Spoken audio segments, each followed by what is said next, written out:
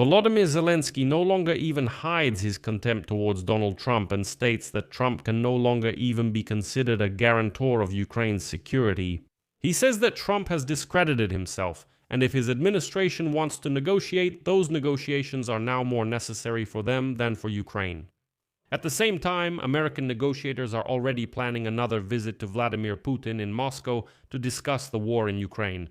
And now details are emerging that during the peace negotiations, which representatives of Kiev have been conducting with American officials in recent months, the Ukrainians propose to call the part of Donbas that Russia still wants to occupy Donnyland, and to turn the entire Donbas into a kind of offshore zone that Donald Trump would want to acquire and would definitely want to protect from Vladimir Putin's grasp.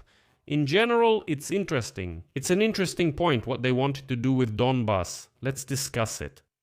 I'm Pechiy. Let's discuss this together. But before we start this episode, I ask you to subscribe to the channel, like the video, leave any comment, and be sure to subscribe to my Telegram channel, Pechiy News. The link is in the description of this video.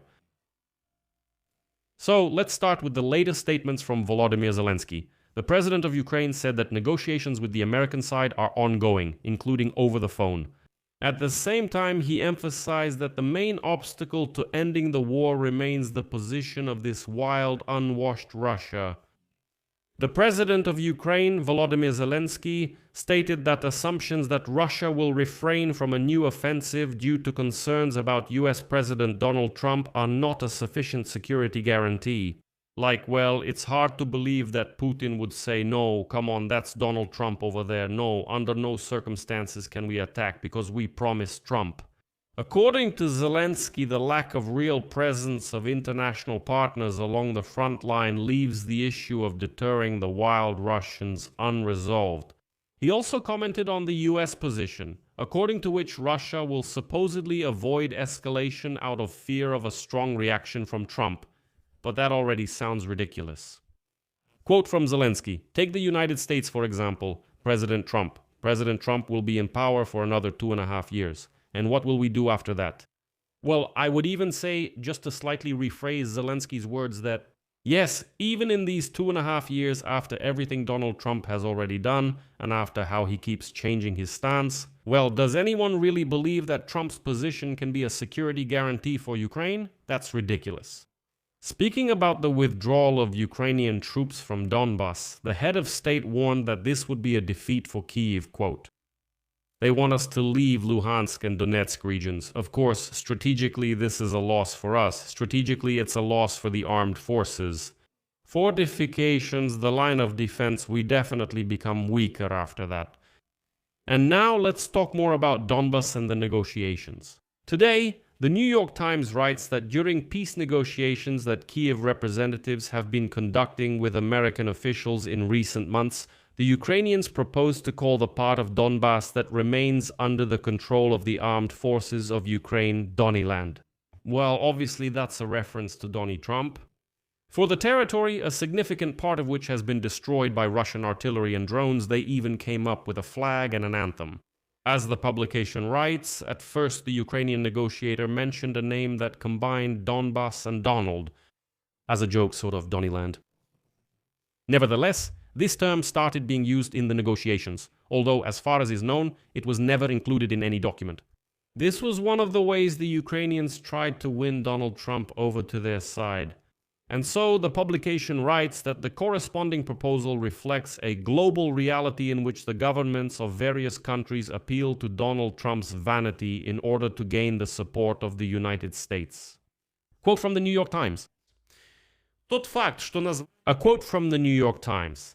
It may seem unexpected that this was applied to a deserted and devastated section of Ukraine's coal and steel industry against the backdrop of the most bloody fighting in Europe since World War II. But negotiators also discussed the possibility of the Peace Council under Donald Trump participating in the administration of this territory.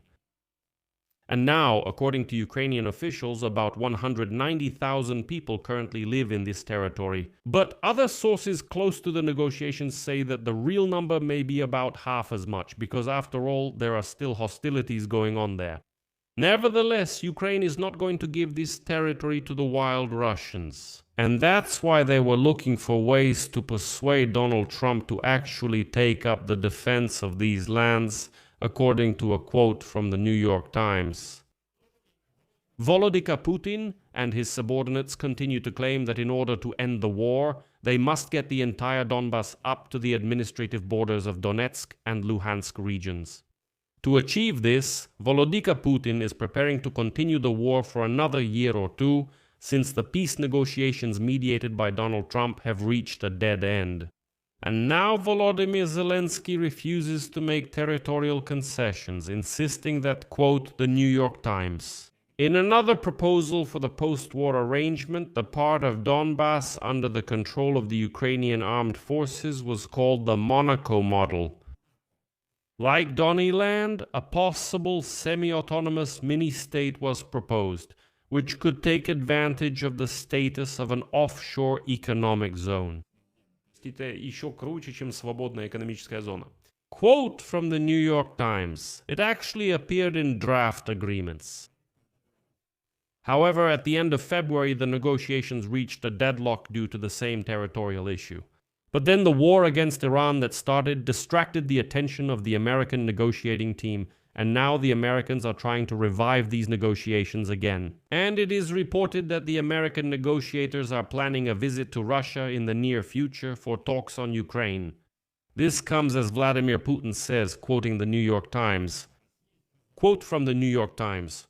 To work for the war effort, and that in Kiev they are allegedly only thinking about how to formalize Russia's victory. But I talked about this in more detail in the previous episode, so be sure to watch it. I'll leave it at that. Share your opinions and conclusions in the comments below this episode. Subscribe to the channel, hit the bell, and don't forget to like. If you want to support the work of this YouTube channel, I would really appreciate it. You can do this by making a donation of any amount or signing up for a paid sponsorship through the links. Quote from the New York Times. That's all.